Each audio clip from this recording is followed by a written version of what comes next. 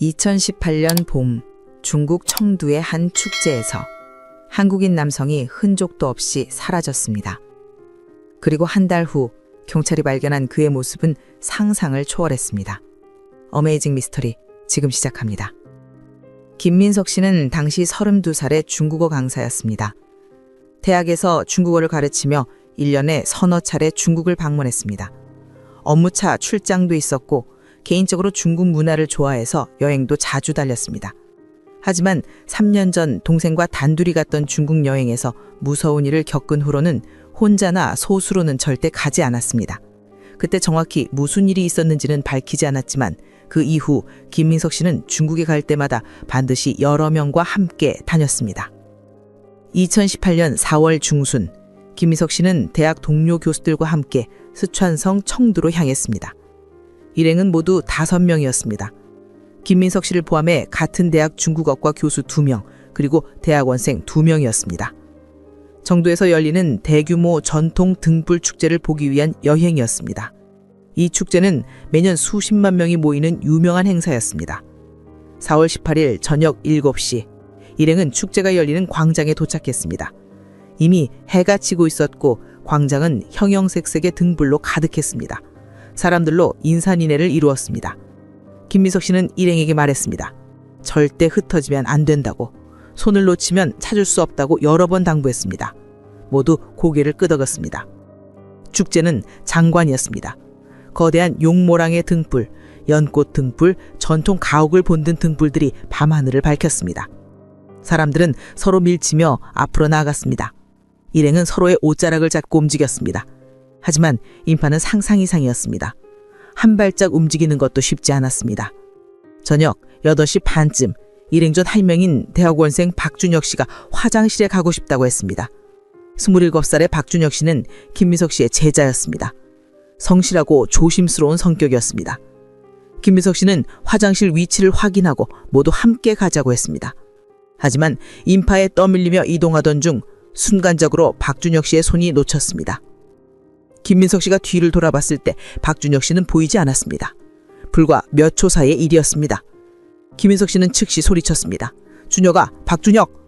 하지만 축제의 소음과 사람들의 목소리에 묻혀버렸습니다. 일행은 당황했습니다. 다시 뒤로 가려고 했지만 인파가 앞으로만 밀고 갔습니다. 역류하는 것은 불가능했습니다. 김민석 씨는 휴대전화를 꺼내 박준혁 씨에게 전화를 걸었습니다. 한 번, 2번, 3번 계속 연결음만 들렸습니다. 받지 않았습니다. 문자 메시지를 보냈습니다. 어디냐? 위치 보내라. 움직이지 말고 그 자리에 있어라. 답장은 오지 않았습니다. 10분이 지났습니다. 20분이 지났습니다. 여전히 연락이 닿지 않았습니다. 일행은 광장 입구 쪽으로 빠져나왔습니다. 비교적 함산한 곳에서 다시 전화를 시도했습니다. 여전히 받지 않았습니다. 김민석 씨는 불안감이 엄습했습니다. 3년 전 동생과 겪었던 그 일이 떠올랐습니다. 그때도 이렇게 갑자기 연락이 끊겼습니다. 그때는 다행히 1시간 만에 찾았지만 동생의 얼굴은 새하얗게 질려 있었습니다. 무슨 일이 있었냐고 물었지만 동생은 아무 말도 하지 않았습니다. 그저 빨리 한국으로 돌아가자고만 했습니다. 저녁 9시, 김민석 씨는 축제 운영본부를 찾아갔습니다. 중국어로 설명했습니다. 일행 중 한 명이 실종됐다고, 방송을 해달라고. 하지만 직원은 난처한 표정을 지었습니다. 축제 기간에는 미아 신고가 수십 건씩 들어온다고, 대부분 한두 시간 내에 찾는다고 했습니다. 조금 더 기다려보라고 했습니다. 김민석 씨는 화가 났지만 참았습니다. 일행과 함께 광장 주변을 샅샅이 수색했습니다. 밤 10시, 11시, 자정. 시간은 흘러갔지만 박준혁 씨는 나타나지 않았습니다. 전화는 여전히 받지 않았습니다. 새벽 1시쯤 전화가 꺼졌습니다. 배터리가 다 된 것 같았습니다. 김민석 씨는 더 이상 기다릴 수 없다고 판단했습니다. 새벽 2시, 일행은 가장 가까운 파출소를 향했습니다. 파출소에 도착했을 때 경찰은 피곤한 표정이었습니다. 밤새 축제 관련 신고를 받느라 지쳐 있었습니다. 김민석 씨는 실종 신고서를 작성했습니다. 박준혁, 27살, 한국인, 키 173cm, 회색 구두티에 청바지 착용. 경찰은 신고서를 받아들고는 내일 아침부터 수색하겠다고 했습니다. 지금은 인력이 부족하다고 했습니다. 김민석 씨는 항의했습니다. 지금 당장 찾아야 한다고, 시간이 지날수록 위험하다고. 하지만 경찰은 단호했습니다. 축제 기간에는 이런 일이 흔하다고, 대부분 술 취해서 잠들거나 길을 잃은 경우라고 했습니다. 새벽 3시, 일행은 숙소로 돌아갔습니다. 하지만 아무도 잠들 수 없었습니다. 김민석 씨는 침대에 누워 천장단 바라봤습니다. 머릿속으로 온갖 최악의 시나리오가 스쳐 지나갔습니다. 교통사고, 납치, 폭행. 박준혁 씨는 조심스러운 성격이었습니다. 혼자 멀리 가거나 위험한 행동을 할 사람이 아니었습니다. 그렇다면 무슨 일이 생긴 것입니다. 다음 날 아침 6시, 김민석 씨는 다시 파출소를 찾아갔습니다. 경찰은 수색을 시작했다고 했습니다. CCTV를 확인하고 있다고 했습니다. 하지만 축제날 광장 일대 CCTV에는 수만 명의 사람들이 찍혀 있었습니다. 회색 후드티를 입은 사람만 해도 수백 명이었습니다. 특정 인물을 찾아내기는 거의 불가능했습니다. 김민석 씨와 일행은 직접 수색을 나섰습니다. 광장 주변, 뒷골목, 공원, 버스 정류장, 지하철역, 박준혁 씨의 사진을 들고 사람들에게 물어봤습니다. 이 사람 못 봤냐고? 어젯밤 여기 있었냐고? 하지만 아무도 본 사람이 없었습니다. 아니, 너무 많은 사람이 있어서 기억할 수 없었습니다. 일주일이 지났습니다. 여전히 박준혁 씨는 나타나지 않았습니다. 김민석 씨는 한국에 있는 박준혁 씨의 가족에게 연락했습니다. 박준혁 씨 어머니는 전화기 너머로 울음을 터뜨렸습니다. 김민석 씨는 죄책감에 시달렸습니다. 자신이 더 조심했어야 했습니다. 손을 놓치지 말았어야 했습니다. 2주가 지났습니다. 중국 경찰은 수색 범위를 넓혔습니다. 청두 외곽 지역, 인근 도시까지. 하지만 여전히 단서는 없었습니다. 박준혁 씨는 그냥 공기 중으로 사라진 것 같았습니다. 김민석 씨는 매일 파출소를 찾아갔습니다. 경찰은 점점 지친 표정이었습니다. 더 이상 찾을 곳이 없다는 표정이었습니다. 한 달이 지났습니다. 김민석 씨는 한국으로 돌아가야 했습니다. 대학 강의가 있었고 더 이상 중국에 머물 수 없었습니다. 떠나는 날, 김민석 씨는 파출소에 마지막으로 들렸습니다. 경찰에게 부탁했습니다. 계속 수색해달라고. 무슨 일이 있어도 연락해달라고. 경찰은 고개를 끄덕였습니다. 하지만 그 눈빛에는 희망이 보이지 않았습니다.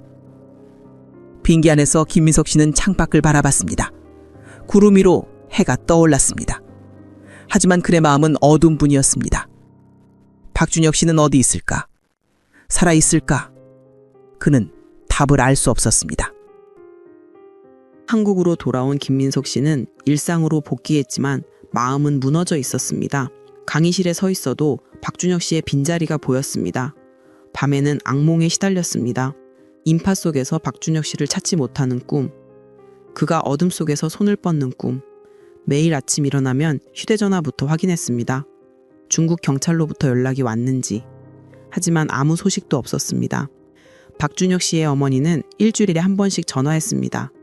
소식이 있냐고, 아들이 살아있을 거라고, 곧 돌아올 거라고. 김민석 씨는 그때마다 마음이 찢어지는 것 같았습니다. 최선을 다했다고, 경찰이 열심히 찾고 있다고 위로했지만 그 말이 공허하게 들렸습니다. 자신도 믿지 못하는 말을 다른 사람에게 할 수는 없었습니다. 5월 중순, 한 달 반이 지났습니다. 김민석 씨는 점점 포기하기 시작했습니다. 아니, 포기가 아니라 체념에 가까웠습니다. 이제는 박준혁 씨를 살아서 볼 수 없을 거라는 생각이 들었습니다. 중국은 너무 넓었습니다. 인구는 14억이었습니다. 그 안에서 한 사람을 찾는다는 것은 모래사장에서 바늘을 찾는 것과 같았습니다. 5월 22일 오후, 김민석 씨는 연구실에서 논문을 검토하고 있었습니다. 그때 휴대전화가 울렸습니다. 모르는 번호였습니다. 중국 국제전화였습니다. 심장이 두근거렸습니다. 전화를 받았습니다. 중국어로 말이 쏟아져 나왔습니다. 청도 공안국이라고 했습니다. 김민석 씨는 손이 떨렸습니다. 경찰은 말했습니다. 박준혁 씨를 찾았다고. 김민석 씨는 숨이 멎는 것 같았습니다. 살아있냐고 물었습니다. 경찰은 잠시 침묵했습니다. 그리고 말했습니다. 살아는 있다고. 하지만 상태가 좋지 않다고. 지금 병원에 있다고. 가능하면 빨리 오는 게 좋겠다고. 김민석 씨는 더 자세히 물어보려 했지만 경찰은 직접 와서 확인하라고만 했습니다. 전화가 끊겼습니다. 김민석 씨는 즉시 비행기표를 예매했습니다. 다음 날 새벽 첫 비행기였습니다. 대학에 급한 일이 생겼다고 연락하고 집으로 달려갔습니다. 짐을 쌌습니다. 밤새 한숨도 자지 못했습니다. 상체가 좋지 않다는 말이 계속 머릿속을 맴돌았습니다. 얼마나 좋지 않을까? 다쳤을까? 아니면 정신적 충격을 받았을까? 5월 23일 새벽, 김민석 씨는 인천공항에서 비행기에 올랐습니다. 4시간의 비행 내내 불안감에 휩싸였습니다. 창밖을 봐도 눈을 감아도 마음이 편치 않았습니다. 오전 11시 청두공항에 도착했습니다. 입국 수속을 마치고 즉시 택시를 잡았습니다. 경찰이 알려준 병원 주소를 운전사에게 보여줬습니다. 병원은 청두 외곽에 있었습니다. 도심에서 차로 1시간 거리였습니다. 건물은 낡고 오래됐습니다. 5층짜리 낡은 건물이었습니다. 주변은 한산했습니다. 김민석 씨는 불안감이 더 커졌습니다. 왜 이런 외곽병원에 있는 걸까? 병원 로비에서 경찰을 만났습니다. 중년의 경찰관이었습니다. 피곤한 얼굴이었습니다. 경찰은 김민석 씨를 보자마자 말했습니다. 각오하고 들어가라고. 충격을 받을 수 있다고. 김민석 씨는 고개를 끄덕였습니다. 이미 각오는 했습니다. 경찰은 3층으로 안내했습니다. 복도는 어두웠습니다. 수동약 냄새가 코를 찔렀습니다. 병실 문 앞에 섰습니다. 경찰이 문을 열었습니다. 김민석 씨는 숨을 깊게 들이마시고 안으로 들어갔습니다. 그리고 그 순간 그는 본 것을 믿을 수 없었습니다. 침대 위에 누워있는 사람은 박준혁 씨가 맞았습니다. 얼굴은 알아볼 수 있었습니다. 하지만 그게 전부였습니다. 몸뚱이만 있었습니다. 양팔이 없었습니다. 양다리도 없었습니다. 어깨부터 버벅지부터 잘려나간 상태였습니다. 흰 붕대가 팔다리가 있어야 할 자리를 감싸고 있었습니다. 김민석 씨는 비명을 지를 뻔했습니다. 입을 손으로 막았습니다. 눈물이 쏟아졌습니다. 다리에 힘이 풀려 벽에 기댔습니다. 이게 무슨 일입니까? 무슨 일이 있었던 겁니까? 경찰에게 물었습니다. 목소리가 떨렸습니다. 경찰은 침통한 표정으로 설명했습니다. 5월 20일 스천성 북부의 작은 마을에서 발견됐다고 했습니다. 청두에서 300km 떨어진 산골 마을이었습니다.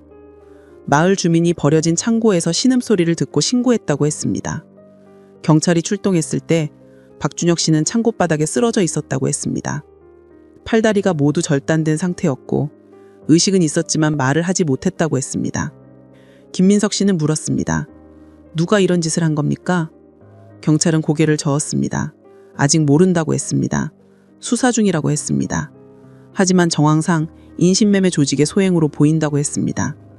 중국에는 이런 조직이 여전히 존재한다고, 주로 외진 곳에서 활동한다고 했습니다. 사람을 납치해서 장기를 팔거나 구걸을 시키거나 노동력을 착취한다고 했습니다. 김민석 씨는 침대에 다가갔습니다. 박준혁 씨는 눈을 뜨고 있었습니다. 하지만 그 눈은 초점이 없었습니다. 허공여 바라보고 있었습니다. 김민석 씨는 떨리는 목소리로 말했습니다. 준혁아, 나야. 교수님이야. 박준혁 씨가 고개를 돌렸습니다. 김민석 씨를 봤습니다. 입이 벌어졌습니다. 소리가 나왔습니다. 어버버버버버. 말이 아니었습니다. 그냥 신음이었습니다. 혀가 제대로 움직이지 않았습니다. 눈에서 눈물이 흘렀습니다. 김민석 씨는 손을 뻗어 박준혁 씨의 머리를 쓰다듬으려 했지만 박준혁 씨는 움찔했습니다. 공포에 질린 표정이었습니다. 김민석 씨는 손을 걷었습니다. 가슴이 찢어지는 것 같았습니다. 경찰이 설명했습니다. 극심한 트라우마 상태라고 했습니다. 1달 넘게 감금되어 있고 팔다리를 잃는 고통을 겪었다고 했습니다. 정신적 충격이 너무 커서 말을 하지 못한다고 했습니다. 병원에서는 신체적 치료만 가능하다고, 정신적 치료는 한국으로 돌아가서 받아야 할 것 같다고 했습니다. 김민석 씨는 물었습니다. 왜 이렇게 늦게 찾은 겁니까? 1달이나 걸렸습니다. 경찰은 난처한 표정을 지었습니다. 마을이 너무 외진 곳이었다고 했습니다. 청도에서 300km, 산을 넘고 강을 건너야 하는 오지였습니다. 그곳까지 수색 범위를 확대하는 데 시간이 걸렸다고 했습니다. 게다가 축제낭에 실종된 사람이 한두 명이 아니었다고 했습니다. 다른 실종 사건도 처리해야 했다고 했습니다. 김민석 씨는 화가 났습니다. 변명으로 들렸습니다. 하지만 따질 순 없었습니다. 어쨌든 박준혁 씨를 찾았습니다. 살아있었습니다. 그것만으로도 기적이었습니다. 김민석 씨는 참았습니다. 분노를 삼켰습니다. 경찰은 덧붙였습니다. 범인을 잡기 위해 최선을 다하겠다고 했습니다. 창고 주변을 수색했지만 단서가 많지 않다고 했습니다. 조직이 이미 다른 곳으로 이동한 것 같다고 했습니다. 하지만 계속 추적하겠다고 했습니다. 김민석 씨는 고개를 끄덕였습니다. 믿을 수밖에 없었습니다. 일주일 후 박준혁 씨는 한국으로 이송됐습니다. 박준혁 씨의 가족이 모든 비용을 부담했습니다. 김민석 씨도 함께 귀국했습니다. 인천공항에서 박준혁 씨의 어머니를 만났습니다. 어머니는 아들을 보자마자 기절할 뻔했습니다. 울부짖었습니다. 김민석 씨는 그 모습을 참아 볼 수 없었습니다. 고개를 돌렸습니다. 박준혁 씨는 서울의 한 대학병원에 입원했습니다. 장기 치료와 재활이 필요했습니다. 의사는 말했습니다. 신체적으로는 회복 가능하다고, 의족과 의수를 착용하면 어느 정도 일상생활이 가능할 거라고. 하지만 정신적 상처는 평생 갈 거라고 했습니다. 김민석 씨는 그 말을 듣고 무너졌습니다. 그 후 김민석 씨는 다시는 중국에 가지 않았습니다. 대학에서도 중국 관련 업무를 모두 거절했습니다.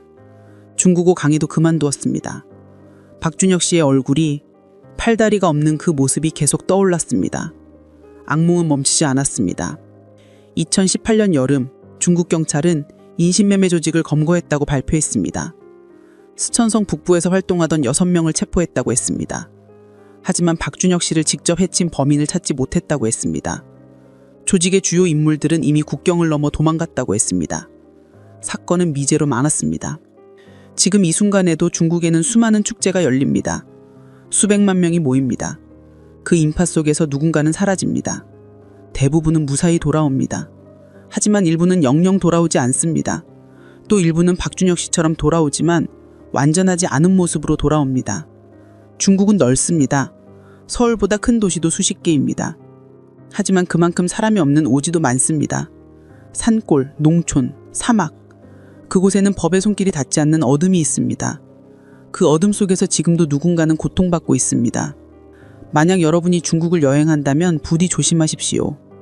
밤에는 혼자 돌아다니지 마십시오. 인파 속에서는 일행과 절대 떨어지지 마십시오. 가이드의 말을 주의 깊게 들으십시오. 그리고 무엇보다 외진 곳은 가지 마십시오. 한순간의 방심이 평생의 악몽이 될 수 있습니다. 이 이야기가 실화인지 아닌지는 여러분이 판단하십시오. 하지만 이것만은 분명합니다. 세상에는 우리가 모르는 어둠이 존재합니다. 그 어둠은 언제나 기회를 노립니다. 여러분은 어떻게 생각하십니까? 2019년 4월 중국 상하이 외곽의 한 시장에서 한국인 여성이 흔적도 없이 사라졌습니다. 일주일 후 발견된 그녀의 시신은 배가 쫙 갈려져 있었고 안이 텅 비어 있었습니다. 2019년 4월 초였습니다. 서울의 한 여행사에서 중국 상하이 5박 6일 패키지 여행 상품을 출시했습니다. 가격도 저렴하고 일정도 괜찮아서 중년 부부들 사이에서 인기가 좋았습니다. 총 12명이 이 여행에 참가했는데 모두 40대에서 50대 사이의 부부들이었습니다. 이번 이야기의 주인공은 김미숙이라는 48세 여성입니다. 남편 박철수와 함께 이번 여행에 참가했습니다. 미숙은 평소 활달하고 호기심이 많은 성격이었습니다. 새로운 것을 보면 참지 못하고 다가가서 구경하는 습관이 있었는데 이것이 나중에 큰 문제가 될 줄은 아무도 몰랐습니다. 첫날 인천공항에서 출발할 때만 해도 모두 들떠 있었습니다. 상하이에 도착한 일행은 호텔에 짐을 풀고 첫 관광으로 유명한 와이탄 거리를 걸었습니다. 야경이 아름다웠습니다. 미숙은 이곳저곳을 돌아다니며 사진을 찍느라 정신이 없었습니다. 남편 철수가 "여보, 천천히 다녀" 라고 말했지만 미숙은 들은 척도 하지 않았습니다. 둘째 날부터 문제의 조짐이 보이기 시작했습니다. 일행이 예원이라는 전통 정원을 관광할 때였습니다. 가이드가 30분 후에 입구에서 만나자고 했습니다. 모두 함께 움직이며 구경을 했는데 미숙원 혼자 신기한 건물을 발견하고 딴 길로 빠져버렸습니다. 30분이 지나 입구에 모였을 때 미숙이 보이지 않았습니다. 일행 모두 걱정하며 기다렸습니다. 10분이 더 지나서야 미숙이 헐레벌떡 뛰어왔는데 얼굴에는 미안한 기색이 전혀 없었습니다. 오히려 신기한 걸 많이 봤다며 신나 있었습니다. 같이 온 다른 부부들이 속으로 혀를 찼습니다. 철수가 미안하다며 고개를 숙였고 가이드도 앞으로는 꼭 일행과 함께 다녀달라고 부탁했습니다. 셋째 날, 루신 공원에서도 똑같은 일이 반복되었습니다. 미숙이 또 혼자 멀리 가버려서 공원 안 작은 가게에서 기념품을 구경하고 있었습니다. 철수가 찾아가서 다그쳤습니다. 여보, 제발 좀 같이 다녀요. 사람들이 다 기다리잖아요. 그러자 미숙은 뭐 조금 늦었다고 그래 라며 대수롭지 않게 말했습니다. 넷째 날은 남경로 쇼핑거리를 갔습니다. 이곳은 상하이에서 가장 번화가 중의 하나로 사람들로 북적거렸습니다. 가이드가 특별히 신신당부했습니다. 여기는 사람이 정말 많으니까 절대 혼자 다니지 마세요. 꼭 짝을 지어 다니시고 2시간 후에 여기 이 분수대 앞에서 만나겠습니다. 미숙과 철수는 함께 거리를 걸으며 온갖 상점들을 구경했습니다. 미숙이 이 가게 저 가게 들어가며 열심히 구경하는 동안 피곤해진 철수는 벤치에 앉아 쉬기로 했습니다. 미숙은 혼자 계속 돌아다녔습니다. 한 옷가게에 들어갔다 나온 미숙의 눈에 옆 골목에서 화려한 장신구를 파는 노점이 보였습니다. 미숙이 그쪽으로 걸어가자 노점 주인이 중국어로 뭐라고 말했습니다. 미숙은 알아듣지 못했지만 목걸이 하나를 집어들었습니다. 예뻤습니다. 가격을 물어보려는데 옆에서 또 다른 노점상이 손짓하며 이쪽에 더 좋은 게 있다는 듯이 말했습니다. 미숙이 그쪽으로 또 걸어갔습니다. 이렇게 한두 번 노점을 옮겨 다니다 보니 어느새 큰 거리에서 멀어졌습니다. 좁은 골목 안으로 들어온 것입니다. 주변을 둘러보니 사람은 많은데 한국 사람은 전혀 보이지 않았습니다. 모두 중국 사람들 뿐이었습니다. 미숙은 그제서야 조금 불안한 마음이 들었습니다. 다시 큰 거리로 나가려고 왔던 길을 되돌아갔습니다. 그런데 골목이 여러 갈래로 갈라져 있어 어느 쪽이 맞는 길인지 헷갈렸습니다. 일단 사람이 많은 쪽으로 걸어갔습니다. 10분쯤 걸었을까요? 오히려 더 깊은 골목으로 들어온 것 같았습니다. 주변 건물들도 낡았고 분위기가 어두웠습니다. 미숙은 가슴이 두근거리며 핸드폰을 꺼내 남편에게 전화를 걸었습니다. 그런데 전화가 연결되지 않았습니다. 이곳은 와이파이도 잘 터지지 않는 곳이었습니다. 미숙은 빠른 걸음으로 계속 앞으로 나아갔습니다. 길을 물어보고 싶었지만 중국어를 할 줄 몰랐습니다. 그때 앞에서 30대로 보이는 중국인 남자가 다가왔습니다. 남자는 영어로 물었습니다. 길을 잃었냐고 말입니다. 미숙은 고개를 끄덕이며 남경로로 가고 싶다고 말했습니다. 남자는 친절하게 웃으며 따라오라고 손짓했습니다. 미숙은 안도하며 남자를 따라갔습니다. 골목을 몇 번 돌았습니다. 그런데 이상했습니다. 큰 거리가 나올 것 같은데 계속 골목만 나타났습니다. 미숙이 불안한 표정으로 남자를 쳐다보자 남자는 여전히 웃으며 조금만 더 가면 된다고 말했습니다. 미숙은 뭔가 이상하다는 느낌이 들었지만 이미 너무 깊이 들어온 것 같았고 혼자 돌아갈 자신도 없었습니다. 그냥 남자를 따라가는 수밖에 없었습니다. 5분을 더 걸어 드디어 조금 넓은 길이 나타났습니다. 하지만 여전히 큰 거리는 아니었습니다. 과일과 예채를 파는 노점들이 늘어선 작은 시장 같은 곳이었습니다. 사람들이 북적거렸고 중국어 소리만 들렸습니다. 남자가 갑자기 멈춰 섰습니다. 그리고 뒤를 돌아보며 미숙을 쳐다보았습니다. 미숙은 가슴이 철렁 내려앉았습니다. 남자의 눈빛이 차갑게 변해 있었습니다. 처음에 친절한 모습은 어디에도 없었습니다. 남자가 중국어로 뭔가 말했지만 미숙은 알아듣지 못했습니다. 그때 옆에서 또 다른 남자가 나타났습니다. 40대쯤 되어 보이는 건장한 남자였습니다. 두 남자가 중국어로 짧게 대화를 나눴습니다. 미숙은 본능적으로 뒤로 물러서며 도망가려고 했습니다. 하지만 뒤에서 또 누군가 다가오는 기척이 느껴졌습니다. 미숙이 비명을 지르려고 입을 벌리기도 전에 누군가 뒤에서 입을 막았습니다. 팔로 목을 감아 끌고 가기 시작했습니다. 미숙이 발버둥을 쳤지만 힘이 너무 세서 저항할 수가 없었습니다. 놀랍게도 시장한 사람들은 아무도 신경 쓰지 않았습니다. 마치 자주 있는 일처럼 모두 외면했습니다. 미숙은 한 건물 안으로 끌려 들어갔습니다. 계단을 내려갔습니다. 지하로 가는 것 같습니다. 어둡고 축축한 냄새가 났습니다. 미숙의 의식이 점점 흐려지기 시작했습니다. 누군가 무언가를 코에 대는 것 같았고 미숙은 그대로 정신을 잃어버렸습니다. 오후 5시 남경로 분수대 앞에 일행이 모였습니다. 하지만 미숙이 보이지 않았습니다. 철수는 처음에는 또 늦는구나 싶었습니다. 항상 그랬으니까요. 10분을 기다렸습니다. 20분을 기다렸습니다. 미숙은 나타나지 않았습니다. 철수는 핸드폰을 꺼내 아내에게 전화를 걸었습니다. 신호는 갔지만 받지 않았습니다. 한 번 더 걸었습니다. 여전히 받지 않았습니다. 가슴이 철렁했습니다. 철수는 가이드에게 말했습니다. 아내가 안 보인다고요. 가이드도 당황했습니다. 일행 모두 주변을 돌아다니며 미숙을 찾기 시작했습니다. 30분이 지났습니다. 여전히 미숙은 나타나지 않았습니다. 가이드가 경찰에 신고하자고 했습니다. 철수는 떨리는 손으로 고개를 끄덕였습니다. 가이드가 중국 경찰에 전화를 걸었고 10분 후 경찰 2명이 도착했습니다. 경찰은 미숙의 사진을 받아가며 주변을 수색하겠다고 했습니다. 철수와 일행은 호텔로 돌아갈 수밖에 없었습니다. 아무도 저녁을 먹지 못했습니다. 철수는 방에 혼자 앉아 아내의 전화만 계속 걸었습니다. 받지 않았습니다.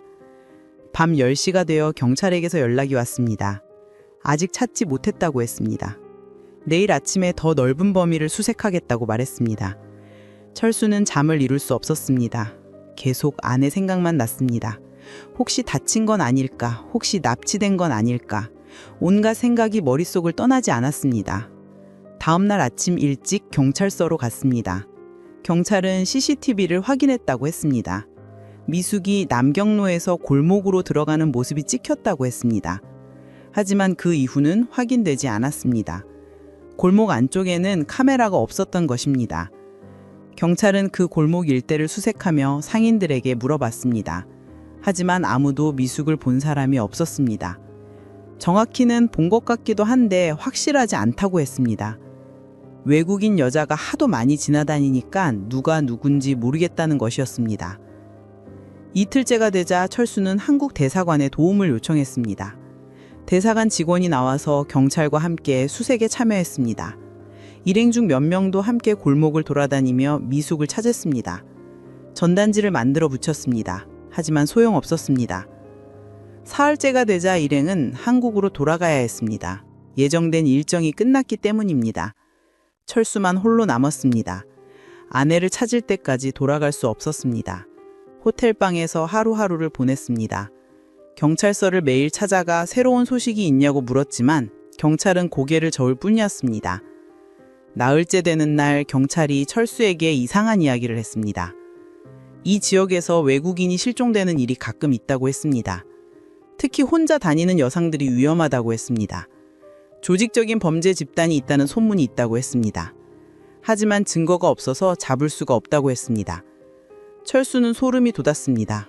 그럼 아내가 그 집단에게 잡혀간 거냐고 물었습니다. 경찰은 확실하지 않다며 그냥 가능성 중 하나라고 말했습니다. 철수는 무릎에 힘이 풀려 주저앉았습니다. 대사관 직원이 부축해서 일으켰습니다. 닷새째가 되자 철수는 미쳐버릴 것 같았습니다. 밥도 제대로 먹지 못했습니다. 잠도 자지 못했습니다. 거울을 보니 얼굴이 푹 꺼져 있었고 눈에는 핏발이 서 있었습니다. 하지만 포기할 수 없었습니다. 아내를 찾을 때까지 여기를 떠날 수 없었습니다. 엿새째 되는 날 아침 경찰에게서 전화가 왔습니다. 강에서 시신이 발견되었다고 했습니다. 여성 시신이라고 했습니다. 확인이 필요하다고 했습니다. 철수는 급히 경찰서로 달려갔습니다. 가슴이 터질 것 같았습니다. 제발 아내가 아니기를 바랬습니다. 경찰서 지하 영안실로 내려갔습니다. 차가운 공기가 느껴졌습니다. 경찰이 냉동고 문을 열었습니다. 천으로 덮인 시신이 나왔습니다. 경찰이 천을 천천히 걷어냈습니다. 철수는 비명을 질렀습니다. 미숙이었습니다. 아내였습니다. 얼굴은 알아볼 수 있었습니다. 하지만 그 외는 참혹했습니다. 배 부분이 크게 갈라져 있었습니다. 마치 수술을 한 것처럼 깔끔하게 절개되어 있었습니다. 그리고 안이 텅 비어 있었습니다. 장기가 모두 사라진 것입니다. 간도 없었습니다. 신장도 없었습니다. 심장도 없었습니다. 철수는 그 자리에서 쓰러졌습니다. 의식을 잃었습니다. 병원으로 옮겨졌고 정신을 차렸을 때는 병원 침대 위였습니다. 대사관 직원이 옆에 앉아 있었습니다. 철수는 울었습니다. 소리내어 울었습니다. 믿을 수가 없었습니다. 경찰의 설명을 들었습니다. 미숙은 납치된 후 불법 장기 적출 조직에 넘겨진 것으로 보인다고 했습니다. 이들은 주로 외국인 관광객을 노린다고 했습니다. 특히 혼자 다니는 사람들을 표적으로 삼는다고 했습니다. 장기를 적출한 후 시신을 강에 버린다고 했습니다. 중국에는 이런 조직이 여러 곳에 있다고 했습니다. 장기 밀매 시장이 크기 때문이라고 했습니다. 경찰도 단속을 하지만 조직이 교묘하게 숨어서 잡기 어렵다고 했습니다. 미숙의 경우도 범인을 찾기는 힘들 것 같다고 했습니다. 철수는 분노와 슬픔에 몸을 떨었습니다. 아내가 그렇게 뜨끔칙하게 죽었다는 사실을 받아들일 수 없었습니다. 만약 그날 아내와 함께 다녔더라면, 만약 아내가 혼자 다니지 않았더라면 후회가 밀려왔습니다. 일주일 후 미숙의 시신은 한국으로 옮겨졌습니다. 장례식이 치러졌습니다.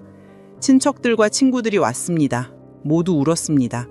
이렇게 갑작스럽게 떠날 줄은 아무도 몰랐습니다. 철수는 빈소에 앉아 멍하니 있었습니다.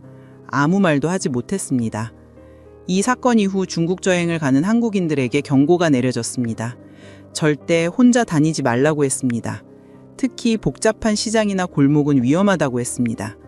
불법 장기 적출 조직이 활동하고 있으니 조심하라고 했습니다. 하지만 여전히 매년 비슷한 사건이 발생합니다.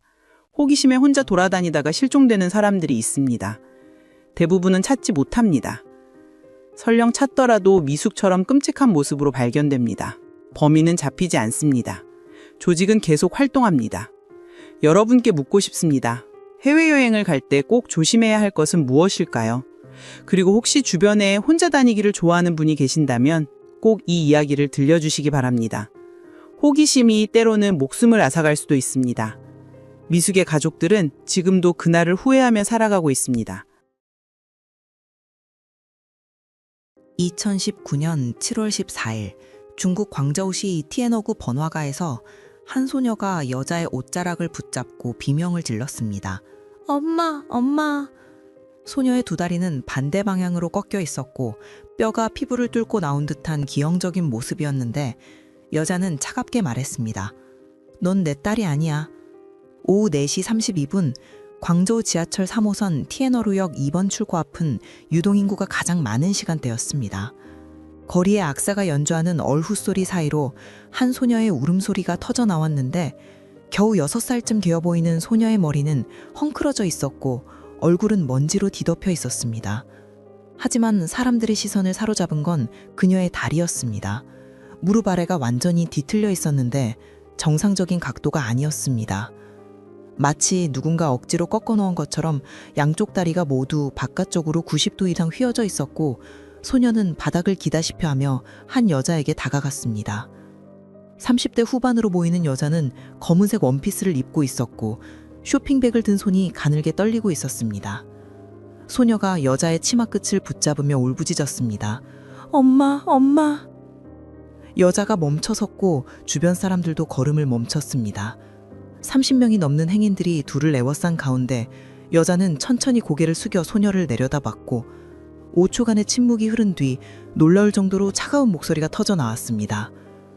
누군데 나더러 엄마래? 넌 내 딸이 아니야. 감정이 전혀 실려있지 않은 목소리였습니다. 소녀가 더 세게 옷자락을 붙잡으며 울먹였습니다. 엄마, 저예요. 샤오메이예요. 엄마, 저 기억 안 나요? 하지만 여자는 단호하게 소녀의 손을 뿌리쳤고 소녀가 바닥에 넘어지면서 부러진 다리가 바닥에 부딪혔습니다. 소녀의 비명과 함께 주변 사람들이 웅성거리기 시작했습니다. 저 여자 뭐야? 애가 저렇게 불쌍한데 진짜 엄마 아닌가?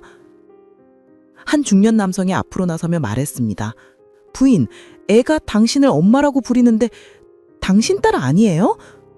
여자가 남성을 쳐다봤는데 그녀의 눈빛은 얼음장처럼 차가웠습니다. 제 딸은 집에 있습니다. 이 아이는 모르는 아이예요.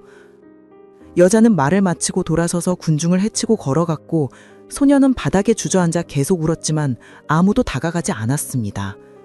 중국에서는 이런 앵벌이 아이들이 조직의 통제를 받는다는 사실을 모두가 알고 있었고 자칫 개입했다가는 뒷일이 복잡해질 수 있기 때문이었습니다. 10분 후 한 중년 여성이 소녀에게 다가가 시비안을 건넸습니다. 소녀는 돈을 받아들고 30m쯤 떨어진 골목으로 기어갔습니다. 거기서 20대 초반으로 보이는 남자가 기다리고 있었는데 남자는 소녀에게서 돈을 받아 주머니에 넣었더니 소녀의 머리를 때렸습니다. 왜 이것밖에 못 보러 왔어? 1시간이나 있었는데? 소녀는 대답하지 못했고 남자가 다시 소녀를 거리로 밀어냈습니다. 이 장면을 200m 떨어진 버스 정류장에서 한 여자가 지켜보고 있었습니다. 검은색 원피스를 입은 바로 그 여자였는데 선글라스를 쓴 채 스마트폰으로 남자와 소녀를 촬영하고 있었습니다. 여자의 이름은 리화, 38세로 광저우에서 일하는 평범한 직장인이었습니다. 4개월 전까지만입니다.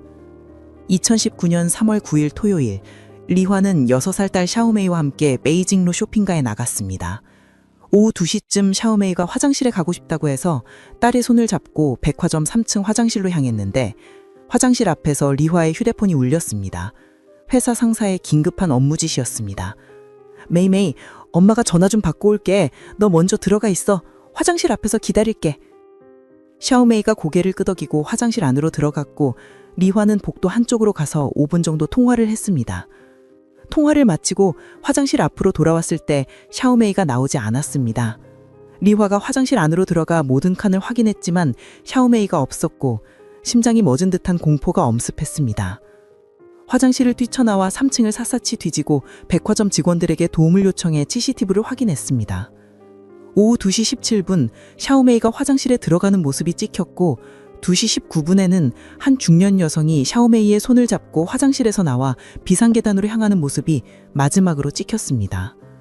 리화는 즉시 경찰에 신고했고 광저우 공안국 형사대가 출동했지만 중년 여성의 얼굴은 마스크와 모자로 가려져 있어서 신원을 특정할 수 없었습니다. 백화점 주변 CCTV를 모두 확인했지만 여성과 샤오메이는 백화점 뒤편 골목으로 사라진 후 종족이 끊겼습니다. 그 골목에는 CCTV가 없었습니다. 수사는 난항을 겪었습니다.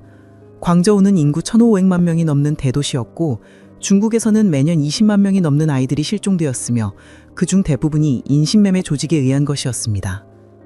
리화는 4개월 동안 미쳐서 딸을 찾아다녔습니다. 실종 전단지를 수천 장 돌렸고 SNS에 글을 올렸고 사람들이 모이는 곳이면 어디든 찾아다녔지만 아무런 소식이 없었습니다. 남편은 견디지 못하고 술에 빠졌고 리화도 무너질 것 같았습니다.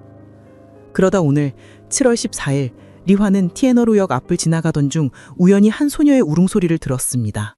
고개를 돌리자 소녀가 바다를 기며 다가오고 있었는데 부러진 다리와 헝클어진 머리에도 불구하고 리화는 단번에 알아보았습니다. 그 눈, 그 목소리, 바로 샤오메이였습니다. 리화의 손이 떨렸지만 딸을 안아줄 수 없었습니다. 만약 지금 샤오메이를 데려간다면 아이를 납치한 자들은 영원히 사라질 것이고 다른 아이들은 계속 고통받을 것이기 때문입니다. 리화는 이를 악물고 참았습니다. 오후 5시 20분 소녀를 데리고 골목 안쪽으로 들어간 남자를 리화가 200m 거리를 유지하며 뒤따랐습니다.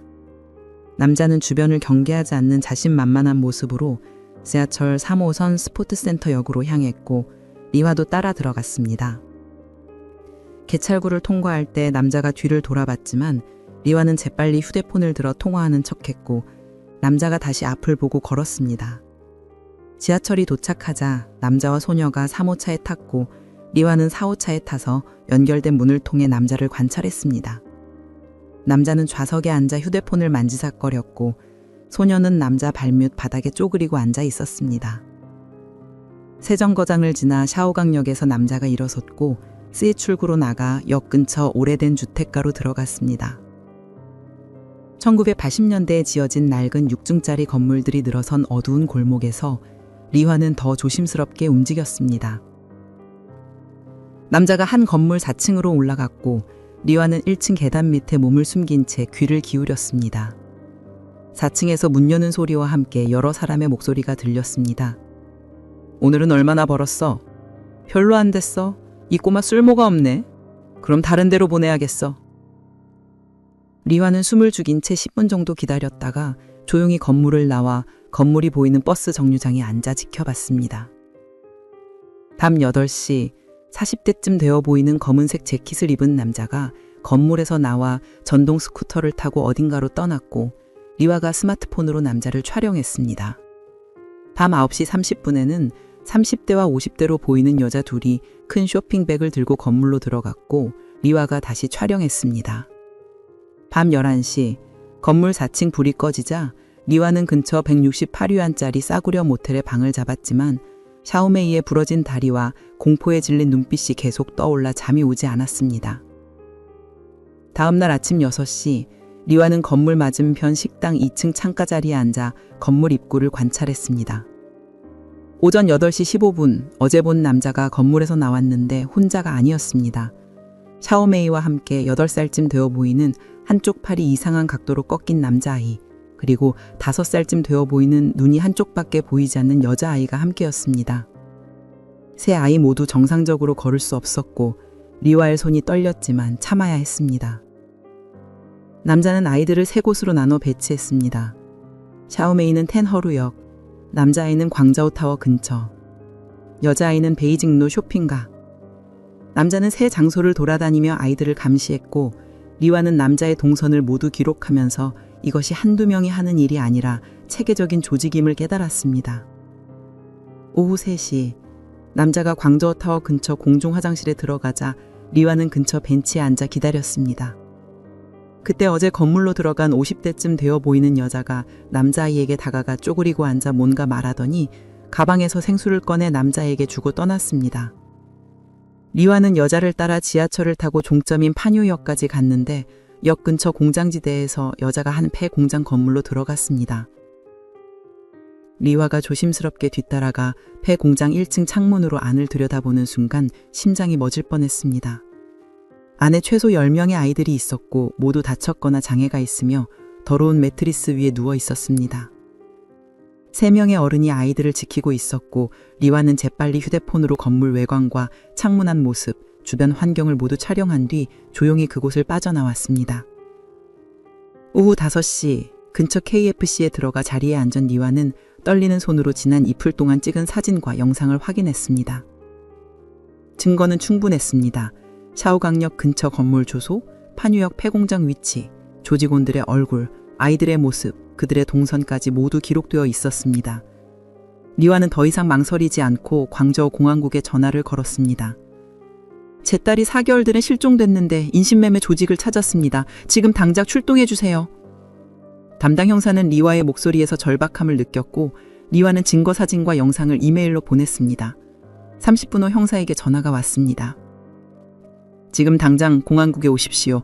특수팀을 편성하겠습니다. 그날 밤 12시 광저우 공항국 특수팀 20명이 두 곳으로 나뉘어 움직였습니다.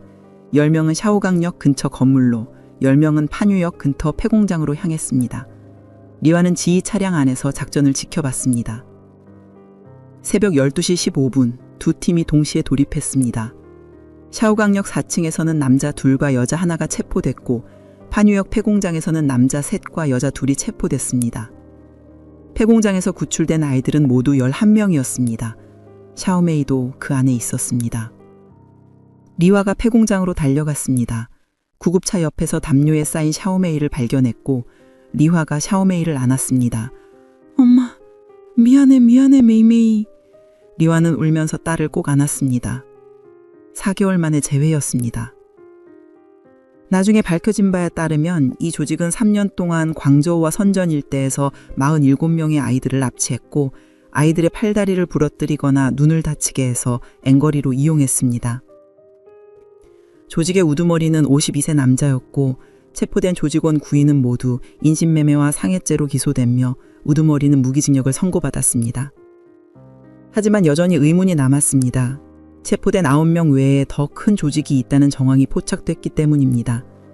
우두머리는 끝까지 입을 열지 않았고 조직의 자금 흐름을 추적한 결과 외국 계좌로 송금된 흔적이 발견됐습니다. 경찰은 수사를 계속하고 있지만 아직까지 배후는 밝혀지지 않았습니다. 여러분은 어떻게 생각하시나요? 과연 이 조직의 배후는 누구일까요? 중국, 이름도 생소한 작은 도시의 밤. 가로등은 드문드문 서 있고 희미한 불빛은 어둠을 뚫지 못했습니다. 한국에서 온 자매, 언니 민서와 여동생 지우는 이 낯선 땅에서 여행의 설렘을 만끽하고 있었습니다. 낮에는 현지 시장에서 매콤한 허거를 맛보고 축제에서 화려한 등불과 불꽃놀이에 푹 빠졌습니다. 하지만 그날 밤 민서는 알 수 없는 공포와 맞닥뜨리게 됩니다. 축제의 열기가 사그라진 늦은 밤, 민서는 지훈이 피곤하다며 먼저 숙소로 돌아간 뒤 현지에서 만난 친구들과 시간을 보내고 있었습니다. 약속이 끝난 후 민서는 숙소로 돌아가기 위해 골목길을 걷기 시작했습니다. 작은 도시라 대중교통은 이미 끊겼고 택시도 좀처럼 보이지 않았습니다. 차가운 밤 공기가 민서의 뺨을 스쳤고 멀리서 개 짖는 소리가 희미하게 들렸습니다. 민서는 자켓을 여미며 걸음을 서둘렀습니다. 골목길은 점점 더 어두워졌습니다. 가로등 하나가 깜빡이며 불안한 그림자를 드리웠습니다. 민서는 스마트폰을 꺼내 지훈에게 메시지를 보내려 했지만 배터리가 5% 남아 깜빡이는 경고만 보였습니다. 그 순간 뒤에서 미세한 소리가 들렸습니다. 쿵, 쿵. 누군가의 발소리였습니다. 민서는 애써 무시했지만 소리는 점점 더 선명해졌습니다. 심장이 빠르게 뛰기 시작했습니다. 민서는 숨을 고르며 뒤를 살짝 돌아보았습니다. 어둠 속에서 아무것도 보이지 않았지만 불안감은 점점 커졌습니다. 걸음을 더 빠르게 했습니다. 그러자 뒤에 발소리도 빨라졌습니다. 이제는 확실했습니다. 누군가가 따라오고 있었습니다. 민서의 손바닥에 땀이 차기 시작했습니다. 다시 뒤를 돌아보았습니다. 가로등 불빛 아래 후드티를 입은 남자가 서 있었습니다. 키가 크고 얼굴은 어둠에 가려 보이지 않았습니다. 하지만 그의 손에 들린 물체는 선명했습니다. 칼이었습니다. 날카로운 칼날이 불빛을 받아 섬뜩하게 번쩍였습니다. 민서의 다리가 후들거렸습니다. 심장이 귀까지 울렸습니다. 중국에서 한국인을 노린 인신매매 이야기가 머릿속을 스쳤습니다. 인터넷에서 떠돌던 무서운 소문들이 현실로 다가왔습니다. 민서는 더 이상 망설일 수 없었습니다. 본능적으로 큰 길을 향해 뛰기 시작했습니다. 뒤에서 발소리가 쫓아왔습니다. 점점 더 가까워졌습니다. 민서는 숨이 턱까지 차올랐지만 멈추지 않았습니다. 골목 끝에서 희미한 불빛이 보였습니다. 큰 길이었습니다. 큰 길에 다다르자 다행히 택시 한 대가 서 있었습니다.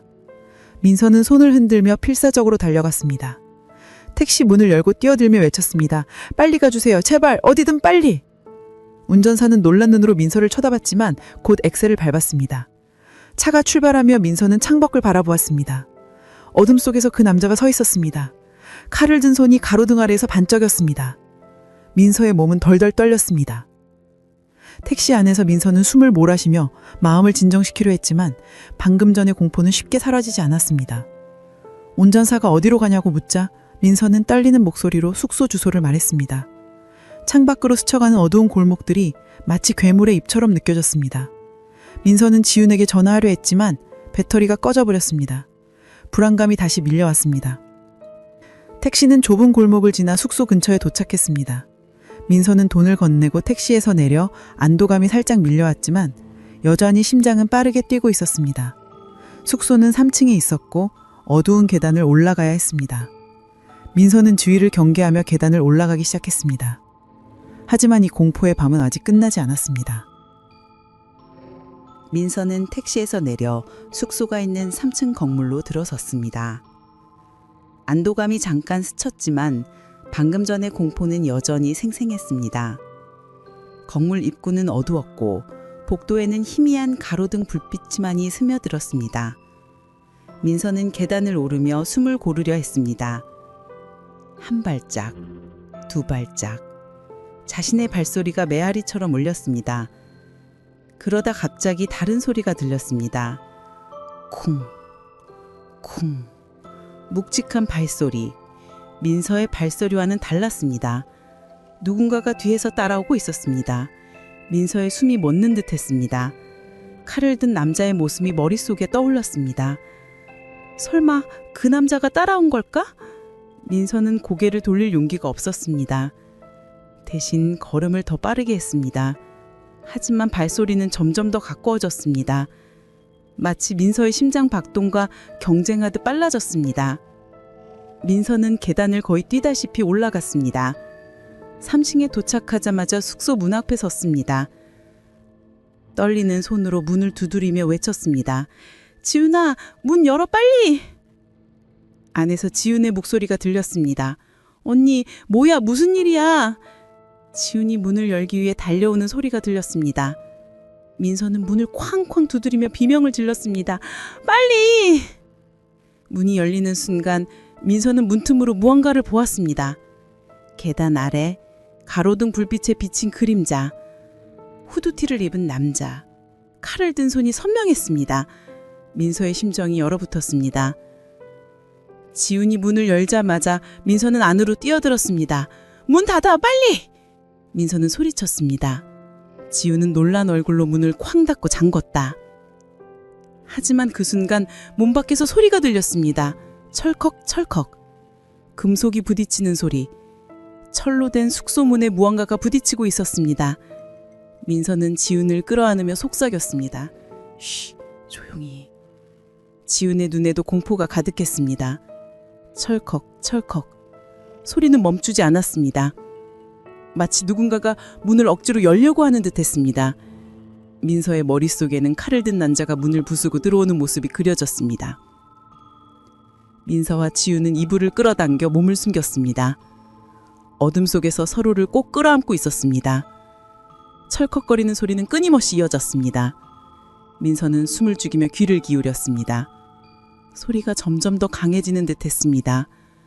마치 남자가 문을 칼로 긁고 있는 것 같았습니다. 민서는 지훈의 손을 꽉 잡으며 속으로 기도했습니다. 제발 가게 해주세요. 시간은 연겁처럼 느껴졌습니다. 1시간, 2시간, 철컥거리는 소리는 계속되었습니다. 민서와 지훈은 이불 속에서 꼼짝도 하지 않았습니다. 심지어 숨소리도 내지 않으려 애썼습니다. 민서의 머릿속은 온갖 무서운 상상으로 가득 찼습니다. 만약 문이 열리면? 만약 그 남자가 들어오면? 민서는 눈을 질끈 감았습니다. 마침내 새벽녘이 되자 소리가 멈췄습니다. 하지만 민서와 지우는 여전히 움직일 수 없었습니다. 공포가 그들을 붙잡고 놓아주지 않았습니다. 창문으로 희미한 햇살이 들어오자 민서는 조심스럽게 이불을 걷었습니다. 지훈과 함께 문 쪽으로 다가갔습니다. 문에는 긁힌 자국이 선명했습니다. 칼로 긁은 듯한 흔적이었습니다. 민서와 지훈은 문을 열 용기가 없었습니다. 대신 창문으로 밖을 확인했습니다. 골목은 고요했고 아무도 보이지 않았습니다. 그 남자는 사라진 듯했습니다. 자매는 서둘러 짐을 쌌습니다. 더 이상 이곳에 있을 수 없었습니다. 그날 오후 그들은 한국으로 돌아가는 비행기를 탔습니다. 지금은 한국에서 안전하게 지내고 있지만 그날의 공포는 지울 수 없는 흔적으로 남았습니다. 중국 여행을 계획한다면 특히 밤늦게 혼자 다니지 마세요. 낯선 곳에선 항상 경계를 늦추지 마세요. 그 어두운 잠의 기억은 영원히 잊혀지지 않습니다.